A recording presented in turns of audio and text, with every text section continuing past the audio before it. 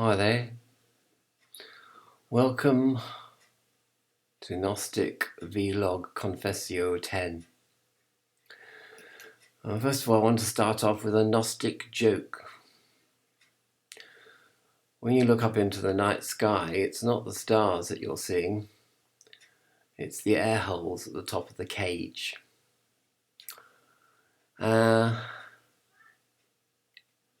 This morning I was walking in the garden and it suddenly hit me that I've been studying the Gospel of Truth.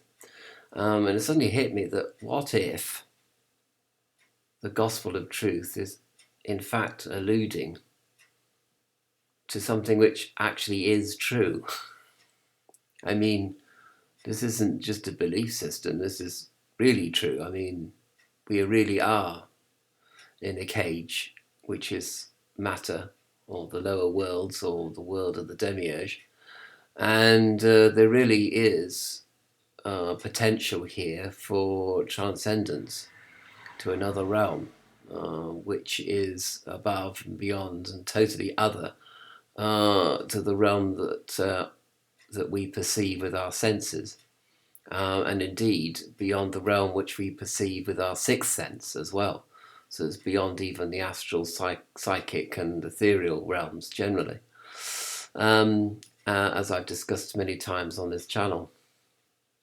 But what if it's really true? What if it's all true? And as I was walking along, it was suddenly sort of like, little hairs on the back of my neck started to go up.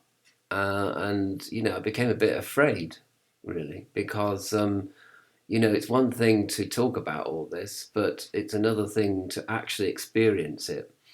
And, it's like talking about, I don't know, childbirth or talking about going to the dentist, but it's another thing to actually experience it. So if there's any part left which is able to experience the ineffable, which is projected into the ineffable, then that's going to be a lot different to talking about it.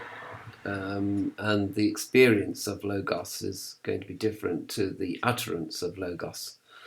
And the experience of the effects of Logos and of entering into close approximation, let us say, with the Holy Spirit in its own native land, as it were, is going to be very different to just sort of reading about it or talking about it on YouTube. It's going to be now for reality kind of thing. It's going to be a new reality, reality which you've not experienced before. And I'll explain a little bit more about what I perceive this other reality to be, or what it consists of, in another video. But suffice to say here that I went into fear. But of course, it could be that's the part of me which is keeping me in the cage. But the door is always open to the cage. But what keeps you in this cage and what keeps you breathing the air through the air holes above you, which are the stars in the heavens, or seemingly the stars, is the fear of not going outside, a fear of what may be. And you don't want to be challenged by maybe. It's something completely different. And this is actually even more frightening than staying with what you have, what you know. So, the devil that you know is better than the devil you don't know, sort of thing. And, we have to keep hold of nurse for fear of something worse, as the old saying goes. And this is true. And it's not, and I had a sort of kind of contemplation of a river. The river is going down towards the ocean, and there are these rocks in the river, piles and piles of rocks. That the river has to go round, and these rocks represent everything that's of this world.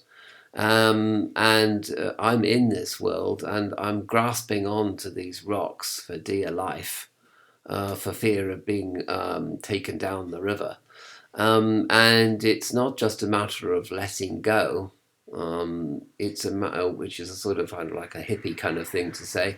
It's actually a matter of ungrasping, and I think ungrasping is implies a different concept than letting go. I mean, letting go is a sort of gentle thing that you might, be required to do, but to ungrasp is to it implies a sort of a kind of, you are grasping, and you are in error to grasp, and you've got to ungrasp. So you've got to sort of take a kind of moral high ground in letting go, in ungrasping. So it's not a sort of letting go, which is a gentler way of putting it. It's ungrasping. And we think of the Buddhist concept of grasping, tanha, and we've got to actually ungrasp tanha. We've got, so we are grasping onto these rocks, and our hands are bleeding, but we're also making other people hang on to these rocks as well. So by ungrasping, we also ungrasp other people. We also liberate other people, and by example, perhaps. And so I was thinking about this, and that's kind of pretty much where my contemplation took me. And when we have ungrasped, we would just go down the river, float down the river, float down the stream of consciousness, and out into the ocean of milk, where everything will be beyond consciousness, and yet there will be something preserved of our consciousness by which we may experience the ocean of milk. And it's, from the ocean of milk, we're told by Hindu mythology that reality was churned into butter. That reality was created by the churning of the milk, and the creatures that churned the milk were good entities and evil entities, and between them, they created this butter, which is reality, which is what we experience at the moment. So that's the world of duality. So from non-duality arose duality, as a result of the churning of the milk ocean. So this is another thing I was thinking about, really. And I was thinking about all this sort of to distract myself from this little experience of fear.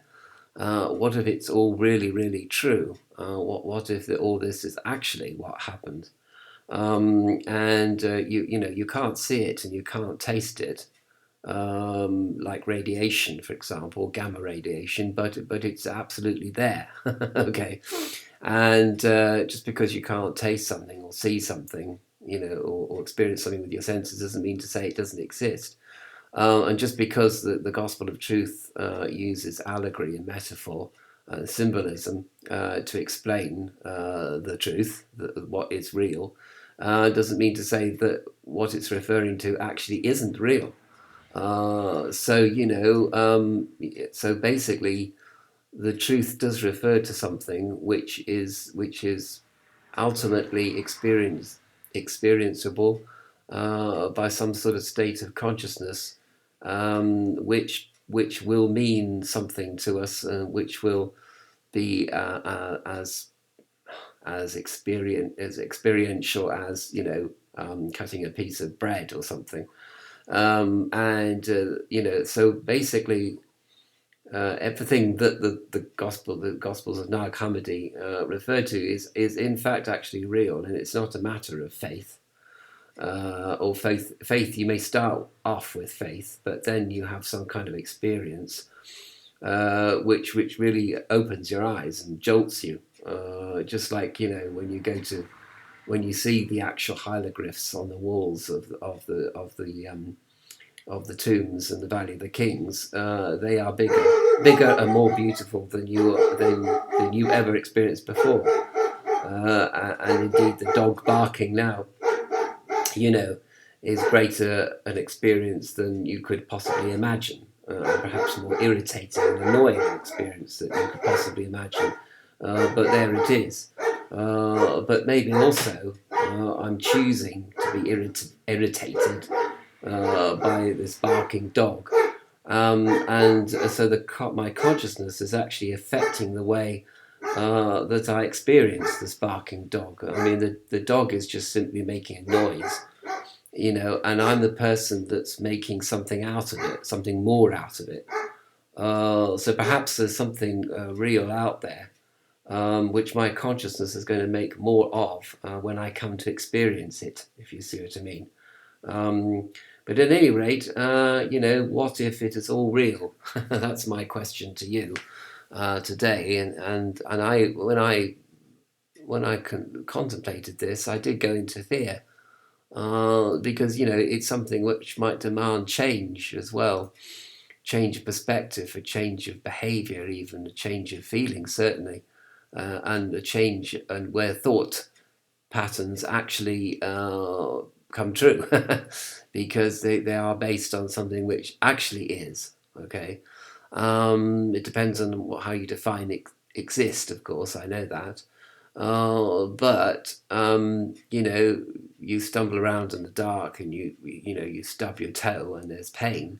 You stumble around in the ignorance of non-Gnostic experience, and then you come across the Gnostic experience out of all the other experiences, and it's so utterly alien to everything that you might have experienced before that you obviously go into fear, because we fear the unknown, we fear what we haven't experienced before, and we think the worst. Which I think is the illusion in Gospel of Thomas, that you be astonished and then you'll be, you know, or dismayed, and then you'll be astonished. So you do actually go into fear, I think, first, because it's something which is so unknown. And then when you go into the ineffable, you are astonished at the two things. One, the experience of the ineffable itself, and two, that you're able to experience it. Whereas intellectually, you thought that wasn't possible.